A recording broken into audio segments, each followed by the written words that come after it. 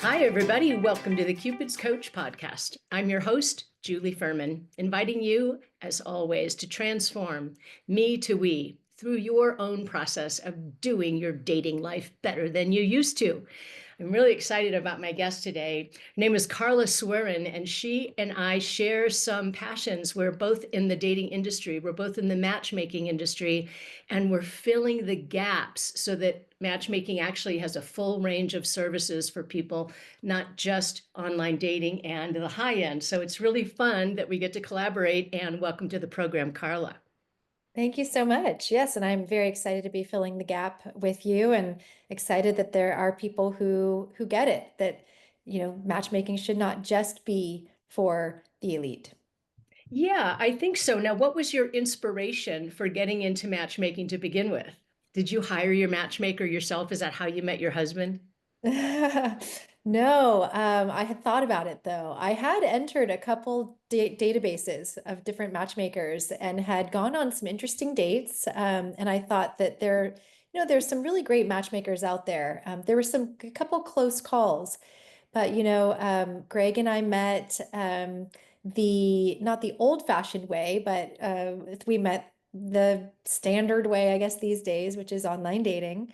So it is very difficult to be a single matchmaker. I think that people maybe don't understand until they get into it, but I So got into you, matchmaking and so sorry for interrupting. Did you become a matchmaker before you met your husband online? I was. And so I was very, very specific and upfront when I got on Bumble and I said, I'm a matchmaker.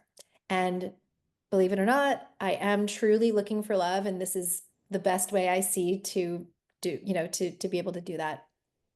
And it's funny, when I saw Greg's profile, he was very serious. He is French, so culturally he's American now too, but um, raised in France, and the European culture is a little bit different with photos. They are very authentic. I'm sure you've experienced this. Europeans are not about like, cheese, let's, like smile when we're not feeling it. There's a different level of authenticity that's kind of displayed in photos. And so he was very serious, and he wasn't necessarily my type. I did have a very specific type, the wider set eyes, the small nose, the kind of cafe au lait skin tone. I mean, you have sometimes these images in your head, and sure, maybe you're attracted to something, but at the end of the day, and as we get older, I think we start to really realize what truly is important. So anyway, I thought, well, he's not my typical type, but he's quite handsome. There's an interesting look to him, and okay, he's in tech, he's a pilot on the side, like he's got some interesting things. So we had a conversation on the phone, um, over an hour right away, and I got off the phone, and I remember literally saying out loud, "What just happened?" Because the conversation was that good. Wow, isn't that beautiful? How old were you at this point? You willing to share? I'm 45 now. Mhm. Greg and I met when I was 40 in the pandemic.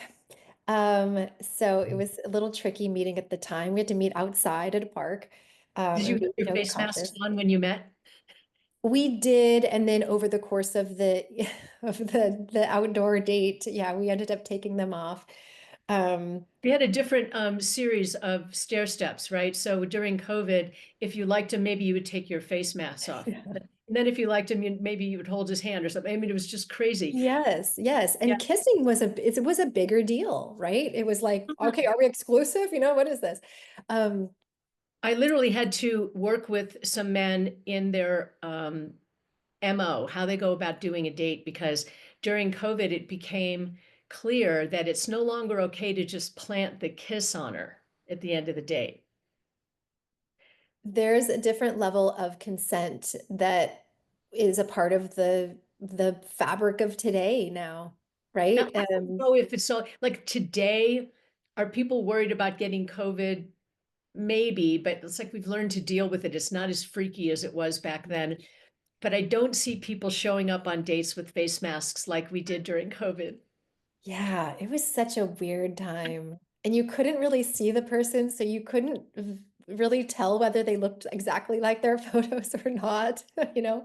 And then people are posting their photo on LinkedIn or on their website, or on a dating site with their face mask on. I'm like, okay, we get it, but Yes, we see what yes. the face looks like. Right. And that was actually a things got very political, right? Politics matter. Even today, politics matter more than they used to, right? Totally. So when someone says that I'm if they say that, oh, I'm politically moderate, I actually dig in because moderate could be a deal breaker for someone who's extremely liberal or extremely conservative, right? And what sometimes I'll ask, well, are there any specific issues that you care Yeah. about, right? What I've been asking lately that helps me when I've got somebody who says they're independent or moderate, I'll say, okay, help me out here. Who would be more challenging for you to be across the table on a date with? Somebody who is on the far right or the far left? And that kind of Mm, gives me the no-go zone. And that's what I really yes. want to know is the no-go zone. And if either one of them is a no-go zone kind of person, like they're going to be obnoxious about their beliefs, well, they're limiting themselves because I can only introduce them to their little lane, and that's it. I think That's that's true. unfortunate. That's true. It's like limiting beliefs, but limiting beliefs about match criteria. Yeah. Yeah, so that was interesting. Like if you saw someone that had profile photos and their mask was in all of them, you're like, oh, okay, they're probably, they're probably more democratic, right? Like so politics got into the mix. But yeah, to answer the question, so Greg and I met when I was 40. We got pregnant right after we said I love you. And when I say right after, it was literally the next day. So the universe was like, this is your person, go for it. We really had a strong connection. And so we really just said, you know what, let's let the universe decide. Greg is actually 4.5 years younger than I am. Uh-huh. So I had to have a conversation right up front, which was, I've not been pregnant before. I don't even know if I can have kids. Mhm. Is that okay with you? Would you be happy with life if it didn't happen, right? I'm glad that we had these conversations, and I'm also glad that he said he was okay with whatever happened. And the universe blessed us with a beautiful baby girl 6 months after we met. We got pregnant, and then, here we are. Ava's 3, and she's fabulous, and we're This happy, and is we're getting finally officially married in July. Oh, that's beautiful. I had the same question with my husband Gil when I met him because he was 44, never married, nice Jewish boy from the valley. Everybody Mhm. thought he would be single forever. And I stumbled into his dating service, and he's the one who did the interview. And later on, I asked him out because there weren't a whole lot of interesting people in the database, right? I was like, whoa. And that's one of the reasons it's exciting to talk with you because I know what it feels like to be that person who just coughed up a whole bunch of money, which for me was back in 1990, it was $1,450, which doesn't, it still sounds like a lot of money to me, but back then it was a whole lot of money because I was slaving away for the Ritz-Carlton Hotel Company, earning $35,000 a year, opening new Oh, hotels, working like 80 hours a week. It was like, oh my gosh. I know it's nuts. But I said to Gil the same thing. I've got half of one ovary left after surgery. And I don't know that I'm going to be able to have kids, but I really want to. And he said I would be delighted to have children. So we never used birth control, just like Mhm. what you guys did. We never used it. I figured it would be a blessing if it ever happened. And Mhm. sure enough, 5 months after we got, let's see, 5 weeks we got engaged, 5 months we got married. So the same thing. Oh my gosh, similar timeline. I And love 2 months it. after that, we got pregnant. So Oh, wow. amazing. And how So many kids do you have? we have 2 boys, and Gil says it's because he has industrial strength sperm, and that's why we. And so one of my questions is related to your type. Um, had you ever had an experience where you met a guy and you weren't particularly attracted to him initially, and then you got to know him, and over time he got better looking, he got actually dateable? Yes. And yes, it happened quite a bit where I would meet someone, usually it wasn't me giving them a chance, because usually we filter people out and we don't give them a chance, right? As matchmakers, we can facilitate a different, potentially different story. But of course, if a client says to me, Carla, in a million years, it's never going to work with this person, I don't push, right? Exactly. But if someone's on the fence, that's, I think, the times as matchmakers where we can say, you know what? Everything else aligns. You're just not feeling a spark. Like, why don't you see what the chemistry is in person? Yeah, Right? So yes, the chemistry has grown with some people, but the reverse has also happened.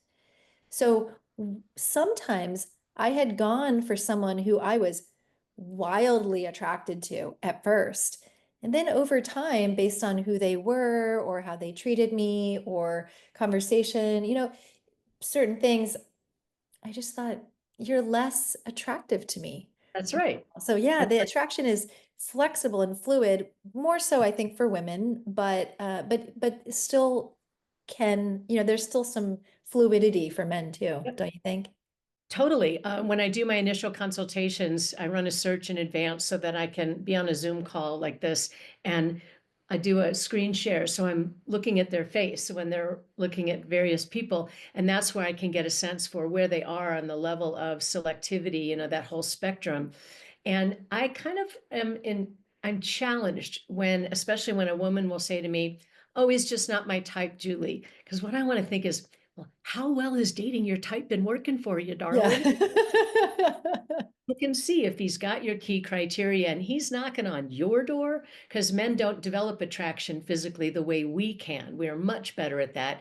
They have equipment that needs to work, right? In order for the species to survive, it's basic, it's not complicated. And Mhm. even the guys who are 75 years old who don't want to have any children, I still can't get them up off the couch to go court a woman properly if he's not attracted to a certain level, right? Oh my goodness. So How do you do that process of assessing if someone is overly selective to work with you? oh, I get it. I handle it in the consultation. I'll do my first 30-minute call with anybody who registers with me. I'll do that call for free. Happy to do it, help them with their profile, load their photos, get a read on them. But I don't really know until we do the next level. I charge $295 for my in-depth consultation, which is an hour of their time, but it's 2 hours of my time because I'm going to run the search first, Uh-huh. look Uh-huh. at real life people, and then based on what I find, and I'll be making notes of who my favorites are, then I'll know, okay, I'll trust my gut.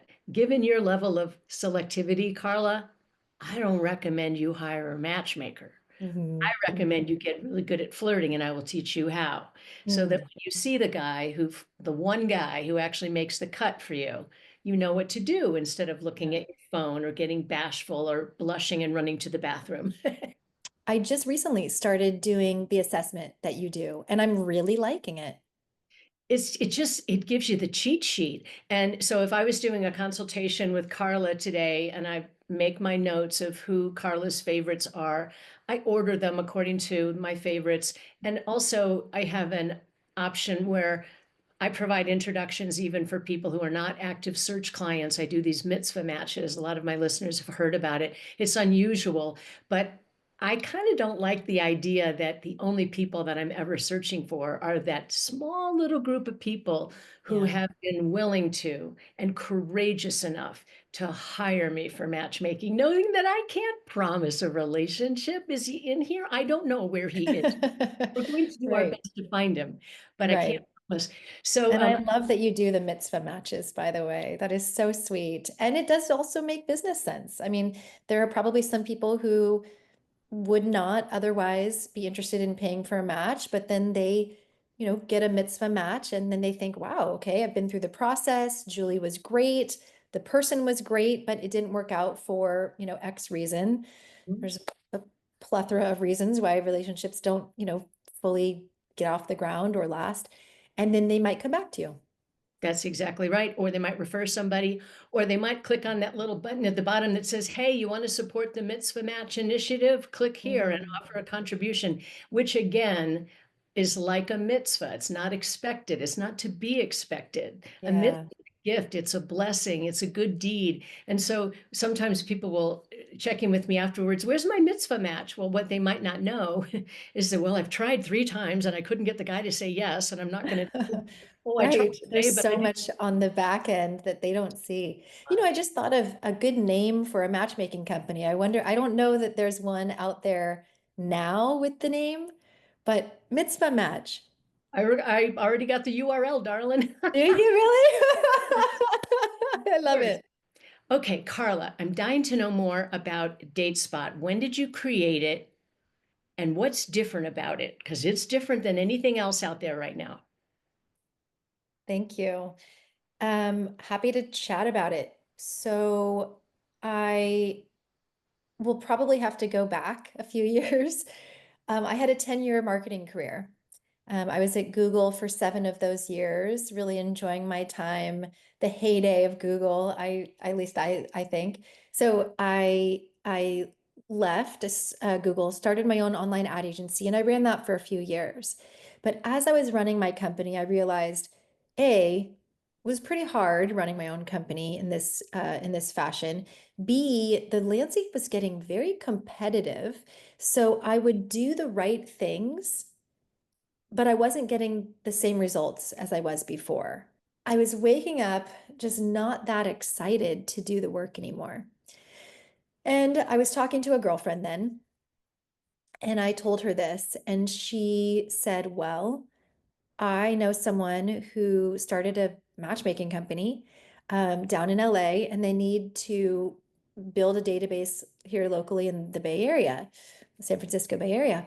And she just needs someone part-time. And I thought, I could probably do that. So part-time, I started helping out at 3 Day Rule. And this was right after they started, large company now, nationwide company. And I helped build their database here locally. And so I really had to separate myself and say, I really want to do this full time. And when Talia, the founder and the CEO at the time, said we need a matchmaker in that area now, we're ready. I raised my hand and I said, well, what about me? Before that, I was just, a community manager. And I absolutely loved matchmaking, obviously, still doing it and still love it. Um, but I did realize after a few years that I, one thing is I kind of wanted to do things my own way. I had, I'm an idea person, and I will admit, I like when my ideas are taken, like, taken and kind of they're put to fruition. And I realize that every day when you're working for someone else, every idea is not going to be taken and not immediately. Things take time. Tech stuff takes time. But yeah, I do have an entrepreneurial spirit. The other thing is I really had an idea, and it was not matchmaking. It was helping matchmakers to find the right matches for their clients. There was not a database of potential matches. So that was the original idea behind DateSpot. There is definitely a space to make matchmaking more affordable for people. And so that's kind of the direction that it took. I really especially like the idea of, pay per match or lesser expensive short-term programs for people who are in challenging demographics. A woman who's 40 who wants to get married and have a family, she wants children. Yeah. Well, that's a tough search because so many of the younger guys don't want to have to rush into it. So they tend to go much younger because they don't want to rush. It's an important decision. And the girl Yeah. shows up on the date with her clock going, and when are you ready to get married and have children? That guys go, "You Yeah. gotta-" Yeah.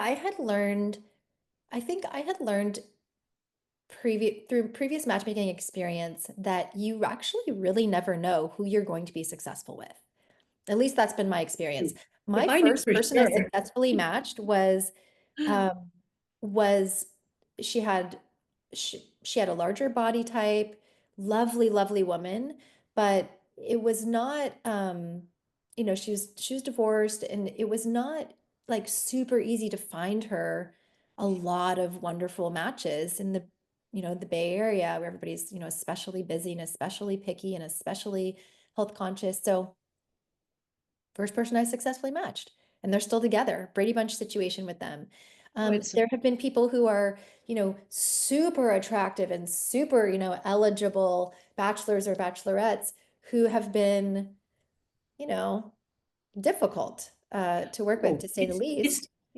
people, are you listening? The more desirable somebody is, in other words, super good looking, super wealthy, all checks all the boxes, the more challenging they are to actually have a relationship with because they've got so many options that a lot of them get stuck on the treadmill and they never get off. Yes, a And lot of them feel that, I mean, to put it maybe bluntly, like no one's good enough for them. right. And so they're coming to a matchmaker to, to order something off a menu. So we have the conversation. Okay, you realize that I can't just, this isn't like ordering off a restaurant menu. I can't 3D print people, right? Especially like an unlimited supply of them. We're dealing with people who are real, who are out there, right? And So not yeah, I only try to that, set expectations, but I agree with you. I do think that there's certain people who have very difficult searches. And so pay per match really makes sense for them, especially. But yeah, I realized that pay per match was just how I wanted to go about things. I mean, from a selfish perspective, I don't want to spin my wheels on a search that is not going to be fruitful. It makes life less, it makes the job less fun, right? And it makes me less successful, and then the person's not going to refer people and all that. So we all want to be successful, right? With every client. And so I felt like paper match is not really something that's out there, but if I can make this work, if I can just not be in the hole, then this is really going to be a great way for me, at least me, to run my business. So I tried it out. I tried doing pure paper match.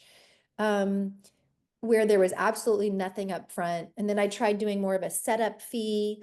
It was like a $500 setup fee. And where I landed was, I think, my sweet spot, which is they pay for the initial, essentially long consultation, the 45-minute deep dive video call. And from there, we really decide whether being a client, makes sense or not. But essentially, anyone can be a client and get to that deep dive video call, and then we'll have a conversation. Yeah, I do generally like to take people on when we have initial matches in the database. But what we can also do is go to the Julie Fermans of the world and say, hey, Julie, I don't have any, matches at this time for my client. Here's this person's profile. See how wonderful they are. Who might you have? And as being a collaborative matchmaker, that's often how, we get great matches. Yep, I just referred one of your referrals over to the gentleman that you thought might be intriguing for her to meet. And in my world, I don't move forward until I get a yes from him. Do you do the same, or will you get a yes from the woman first and then, later on have to tell her, oh, I'm so sorry, he didn't find you attractive? Yes, I Horrible. do try to customize it. So I used to do only the like reaching out to the candidate first. Yeah, So I do try to customize things. I do match previews quite a bit these days, actually. Started really liking them. So they're optional, but it's $3.99 for a set of at least 10 solid candidates that I have identified.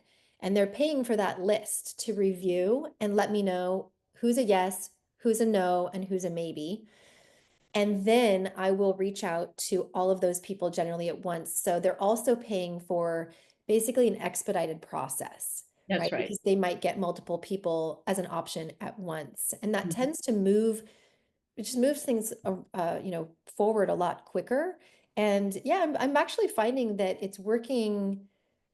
I don't know if I'd say like, but maybe I would say that it's working better overall. But yes, only certain people will be eligible for match previews because there might be someone who I just don't want to say, oh, I reached out to all 10 of these people who you wanted to meet and no one wanted to meet you. All right, Carla, The word trust comes to mind about one of the challenges in being a matchmaker and working with clients, and we're charging a lot of money and it's a lot of time, and we don't know if it's going to be fruitful or not. So it occurs to me that there's a greater level of trust in the way that you're providing introductions and the way that I can provide introductions with my mitzvah matches, as opposed to the only option we have for people is a long-term program for a whole lot of money. And it could be a month into it and the client's like, whoa, baby, this is not what I thought. Or we're saying, whoa, baby, this is not what I thought was going to happen, right? So I just like to sleep well at night, and I like for people to trust me, and I like to be able to trust them. And I find that short-term programs or one match at a time is a really delightful way to do that. Did that come into play when you were creating your concept? Yeah, not that it was not intentional, but now that you say it, I think that totally makes sense. Mm. Yes. I think people often are very wary of matchmakers. I'm sure you've gotten people who have worked with other matchmaking companies and um, I mean, by definition, they haven't been successful, right? If they're coming to you. So we don't see the success stories, to be fair. But I try to be really upfront with people about expectations. I think that's the key with this type of, kind of short term or, pay per match program. I have it in my terms, I have it on the website, and I reiterate it in the deep dive video call that we do not guarantee any matches, right? When we're doing pay per match, I'm going to search for you. I'm going to look. I will let you know, what kind of general results we find if we don't have anyone, um, but that setting expectations is really crucial, and I think plays into the trust. You I find do that try sometimes, to, like in a situation where somebody, you do your work and you provide somebody who's interested, and the person thinks, well, I don't think that person's worth $699, so I'm going to pass on this one. yeah, Ooh, and yeah, that's that's a the one you got. downside. That's a That downside was of the the one who model. said, yeah, and that's the one who said yes. They don't know about Yeah. the five who said no I and know, at I all. know. And that's a really big downside. I don't have, let's see. I would say it does happen. Yeah, it happens 20% of the time. I don't know. So that's a risk with the model, but I very much prefer this model overall to charging somebody, the kind of the minimum out there, which is about 10K. Um, I did some research actually last year across over 100 matchmakers who I collaborate with. And the average package price was 21K. That was last year. It's probably a little higher, now. But 21K is not chump change. You and I both know so many examples of people who their first introduction wasn't too exciting. They weren't too excited about the second one. And I did some statistical analysis also during COVID when I was bored. And I looked at the average number of introductions that my clients who ended up in relationships, what was the average number that they of dates that they went on before the one stuck? And it was between 6 and 7. Wow.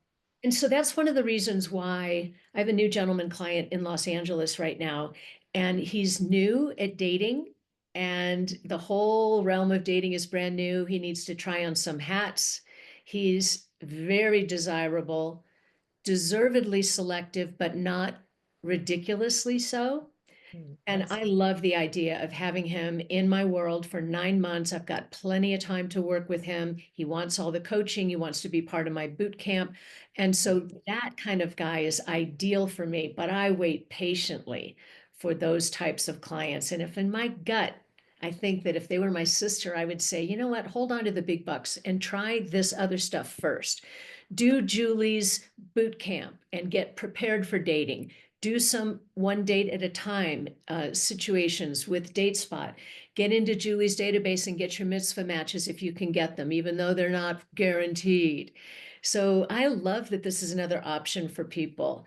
People really like the model, and I have liked it too. And I rarely get people becoming clients and then opting out. So it could be years later where I say, hey, I've got somebody else to send your way. And then they're still technically a client. And so I have the opportunity to make that match. I love the long-term perspective. I've been working with my database now since 2001. And I'm thinking of this one gentleman, I lost him. I couldn't find him. He's like one of my favorite clients of all time. He first came to my Learning Annex class and I lost him. I couldn't find him. And as I moved everybody over to my current platform with Smart Match app, I had to make decisions like, who am I going to bring with me? So it felt like the Titanic, right? Who's going to get on? And I hesitated. Oh, I just can't. I have to include him, even though I haven't been able to find him. And we dug in and we did the search and we found him and he ended up in my boot camp. We've been able to do introductions together. I had to update his photos, updated his profile, but he's the same man I loved all those years ago. And I'm so happy to still have him here. Congrats, really, for just doing what you do and being so successful and wonderful. I mean, to be, first of all, there's amassing that kind of size database, and two, being a leader in the space, but three, like the energy and enthusiasm that you have while talking about the business, for being in the industry for so long. Like that says a lot about you, and it says a lot about, your passion for what you do. Thank you, Carla. And you know what? It says a lot about innovators. I'm an innovator. You're an innovator. I just don't think I'm meant to work for the man. And I think it's terrific. The more we can serve our people, the better. And there's no shortage. There will be matchmakers listening to our interview today being a little bit nervous because maybe all they offer is either register for free or $40,000.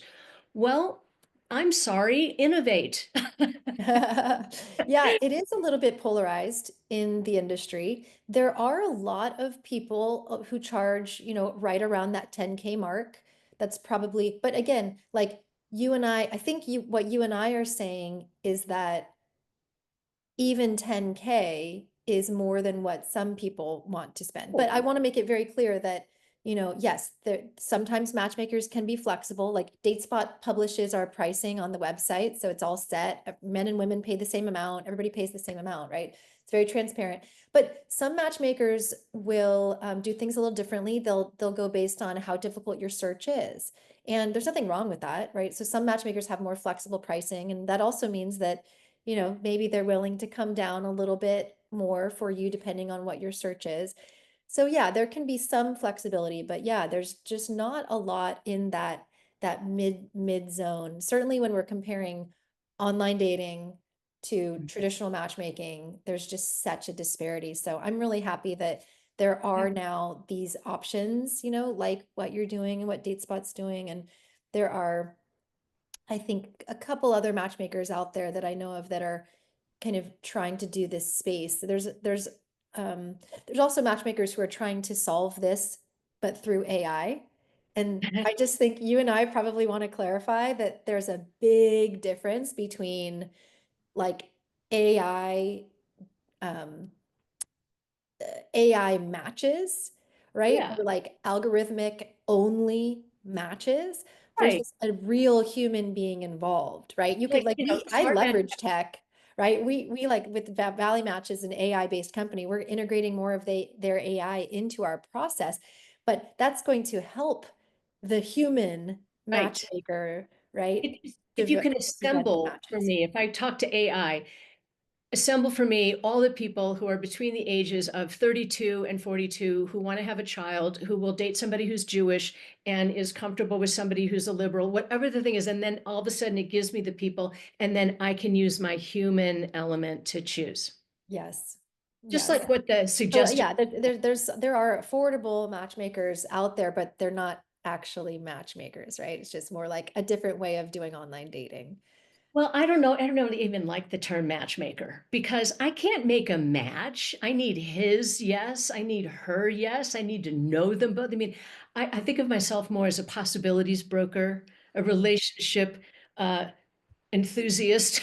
I love it. But I can't make a match. I guess in India, the families get together and they make the match. That's true. But That's the true. other thing I'm excited about with the marketplace today is a lot of people are getting back to doing live events.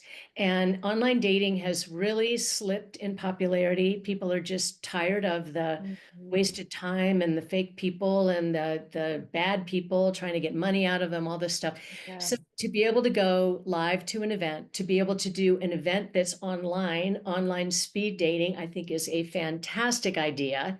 You don't even have to have fancy pants on. You can have your underpants on and still do your, Yeah. your video dating. That's true. That's true. So have you started doing that? Speed dating? Like, I have done speed dating and it's a lot of work, and I have great respect for people who do it as a regular course of action. mhm, mhm. Um, what happens every time I've done online speed dating of any kind, the same three girls get picked by everybody, and the same three guys Mm. get picked by everybody, and those people don't end up picking anyone because they're Oh boy. special. So Okay. then I have to go in and try to resurrect something. Hey, you know what, Carla? That guy Dean didn't say yes to you. But you know what? These two guys did. Jay Mhm. wants to meet you and John wants to meet you. What do you think? And then I'll share his profile. And that's very often where I can resurrect it. And she'll be like, wow, okay, so the super cute guy didn't say yes, but this guy looks pretty interesting, even though he's 5'9" instead of 6'2". And do you know I stopped revealing height on profiles? I'm over it. I'm over it. I don't I reveal think that's age. I don't very reveal. interesting. I do like putting a lot of information on a profile, but that's just stylistic. That's me. But there is certainly a case for just saying, are you attracted and are you interested overall in this guy? Right. And you're also probably keeping in mind if the woman is 5'10" and the guy's 5'4", you're probably not going to suggest the It's guy, not. Of right? Like course. you're presenting people who you think are really realistic, right? That's right. That's right. So Mhm. it's one of those little situations where I don't like to reveal age because I looked at what happened once I stopped, and the percentage of matches that went up, like the number of introductions that I provided and the ones that stuck, was dramatically higher once I Mm. stopped letting people fuss over the age issue. I Mm. haven't revealed income. I don't think income is anywhere near as important as how somebody deals with money, like their spending Mm. style, their saving style. Yeah. There are Yeah. people who earn $500,000 a year and don't have a pot to piss in. And then there are other people who are the millionaire next door, like this gentleman I'm working with right now. You wouldn't think that he's the millionaire next door. He's just conscientious and responsible, started putting money away, bought one property, bought another property. He might not know the difference between there, and there, or your, Mhm. and your, okay? He's Uh-huh. not educated in that way. And he's a way better bet than that guy who looks good and he's driving the Porsche. And Mhm. Has the Harvard MBA. Yeah. yeah, Yeah. he flakes and he's, cheating on his age by 5 years online, and he's targeting women who are 20 years younger. You know what? Mhm. That guy's not worth the powder to blow him up. Right. And that's what makes matchmaking part of what makes matchmaking so great is that we can find these, I want to say anomalies, but they're not even necessarily anomalies. We can find these people who some client would normally filter out, right? Whether it's education level or income level, net worth, Right. even sometimes geography. Like we can say, hey, okay, you want someone smart, right? This guy's smart. He didn't graduate from college, but he's got his own business, he's got his stuff together, he's really intelligent, intellectually curious, whatever. So we can really get to know people and get people outside of their mental boxes that they might have been stuck in. Maybe they don't even realize that That's they're right. stuck in this mental box, right? Yeah, like, okay, if I do a consultation with you and you tell me, all right, Julie, I'm 40, I'm open to dating men between 37 and 45. If I'm running the search for you, I don't want to miss somebody by a year or two. So I'm going to spread Mhm. just a little bit so that I don't miss anyone. And then if I see somebody who's not in the exact age zone, but you're interested, well, I'm going to want to move forward with it. So it's just, I don't like Yeah. those boxes to keep people on the sidelines. Yeah, this is partially why I like doing pay per match because I can actually get a little more creative. I can color outside the lines a little bit more than the standard matchmaker who has to agree to like specific criteria, right? Yeah. Otherwise, somebody may get really upset, right? This isn't what I we talked about.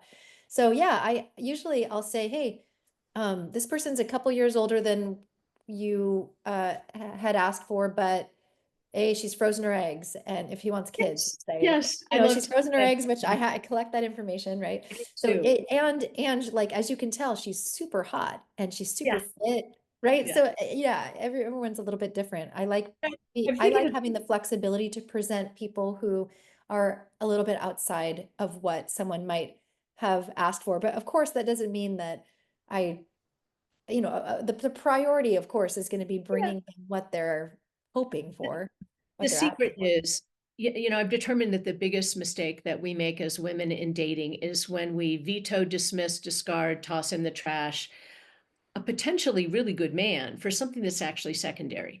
So it's Yeah. not uncommon for a woman to meet with me and have 25, 30 things on her list. I don't care if she has 400 items on her list. I'm going to work with her to get the top three, maybe four, not more than five key criteria. And usually in those key criterias, the height is not there because there are other things more important like integrity, kindness, Yeah. shared values. We love the mountains and hiking and all that stuff together. So that has been really helpful to Mm, just be able to, I call prioritizing. it the fringe zone. And when you're thinking about tossing a guy in the trash, don't do it yet. Yeah. See if you see evidence of those qualities that matter most to you. And when in doubt, especially if he's knocking on the door, wants to meet you, is attracted to you, oof, because Yeah. for every one yes I will get from a man, I will typically get five, six, sometimes seven. Oh, no thanks. She's not my type. Who else you got? So I don't fight it anymore. If he's not attracted, if he doesn't want to stretch all the way to West LA and he lives in Camarillo, fine. That's cool. Mhm. But if they give me too many non-negotiables, I know that they're protecting themselves. You have this interesting business where you are kind of based, you service these specific locations, um, LA, Santa And, Fe, and now Denver is going to be and our now new. Denver. So talk more about that in terms of how what your clientele, maybe demographics, like what are the percentages looking like? And do you enjoy working with one kind of type of person and what I mean in one of those areas more? Do you find that there are major differences? I mean, to me, someone in LA, like the stereotypical person in LA is quite different than the stereotypical person in Denver, right? It's beautiful. When I first moved to Santa Fe, I believed the word on the street. I was so stupid. I believed the word on the street. People said, "Oh, this is a horrible place for dating, and there aren't any good quality single men. There just aren't any." And I'm thinking, okay, well, I guess I'll just retire and do a lot of hiking or whatever. But no, I kept meeting incredible, fascinating people, men and women both. And that's why I love the opportunity to just privately inventory everybody that I meet. If they're sincerely interested in doing dating well, available to be referred for introductions, absolutely start that. Then we do the call together. Then we do the Zoom call if they want to. Mhm. And then I really find out who they are. So the people in Santa Fe have been so delightful because there's never been a matchmaker here and they don't have any preconceived notions. And so Mhm. the only matchmaker that they've ever met is one who's warm and friendly from the beginning. Whether you spend money or not is not the important thing. The most important thing is I want to have you in my community so I can refer you. Basically running a nonprofit on the side. Well, you know what? It is. I think of it as my community service division of the company. And yet, I'm only doing those free introductions for people who have a little bit of skin in the game. They've done that 295 consultation. I'm not Mhm. promising them, But you know, when I do a mitzvah match, typically it's somebody paid $295, somebody paid $295. Okay, there's money in the hopper. Let's do this match. Mhm. If I went out of my way to introduce people who've never paid any money to other people who'd never paid any money, it would be a nonprofit and the company would fold. Yeah, yeah. You would not have time to do that. Yeah. But Yeah. adding the option of, hey, do you care to support the Mitzvah Match initiative? I've been really surprised. Mm. There were people who advised me against it, and I thought, you know, so many people are so grateful to get these mitzvah matches. Nobody's ever offered them a free introduction before. They're grateful. They want to support the initiative. And so I never get unhappy if somebody doesn't, but when they do, I get up and do the happy dance. Yeah. Yeah. I love it. Ring a bell. Yes, exactly. Um, so, okay, so going back to geography, do you find that certain people in different areas are, in these three areas, are really asking for different things? Or do you feel like, yeah, Yeah. Yeah. okay. In LA, if a man is nice looking and successful, he fully expects that he's going to be dating 10 or 15 years younger or more. Mm, Not always, but that's the norm. mhm, mhm, Women who are in a really strong position financially are asking me for their clone. They are asking me for a man who out earns her. mhm. Well, that guy isn't searching for her. Right, right. He doesn't want to Not come home often. to an executive. He wants to come home to, here's your slippers, darling, and let's go out on a walk and And let's, especially when they're paying. So they'll say, oh, I want him to be a client too. You're like, right. but But they're they then getting very right? aspirational with their search. Yeah. So in a way, what we're doing by offering more affordable solutions, the community service division, match at a time, is we're giving people the opportunity to participate with matchmaking, even though they may be looking for an unnatural match. Mm, An unnatural match is when the 55-year-old gentleman is asking me for the 37-year-old. I'm like, do you want to have any more children? No. Well, she doesn't want to date somebody with children, and you already have children, so we're not going to do that introduction, yeah, dude. You know, yeah. it's so one at a time, it can work. And the more challenging they are to match, the more inclined I will be to send them to you one match at a time, Mm. because if it works, they'll keep doing it, but they kind of know that they're looking for an unnatural match. So they might hesitate to spend $50,000.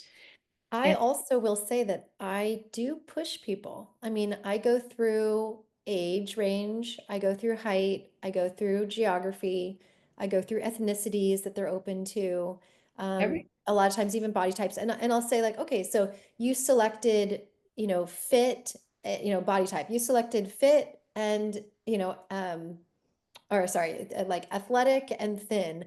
Um, I'm thinking about the video call I had this morning.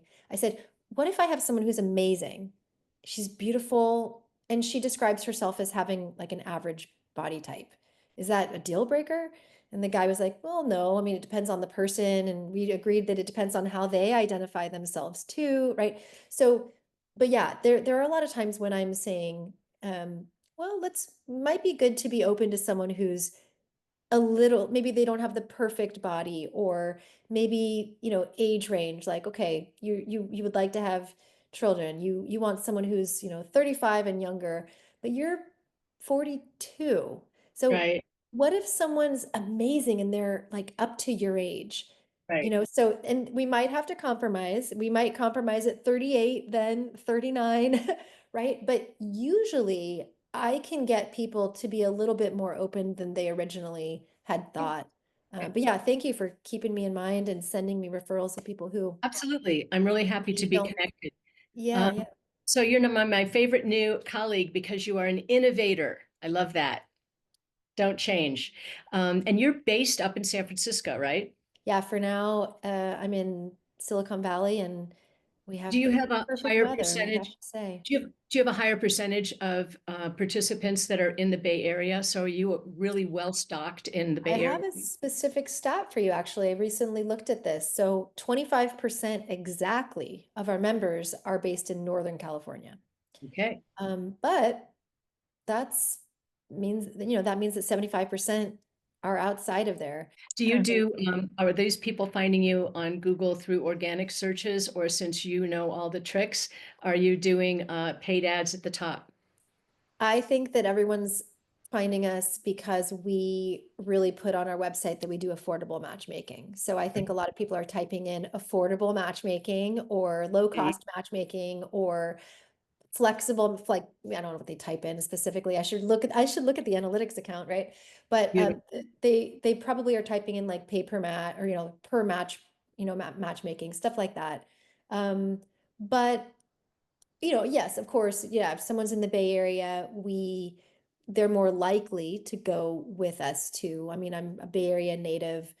Yeah, Um, makes sense. I get people generally like working with matchmakers who are in their area. Ladies and gentlemen, check out DateSpot. It's very unusual, very different. See, especially if you're in Northern California or if you're in Southern California. And in the meantime, work on your flirting skills because that's always important. And I want you to go out there and transform me to we for yourself.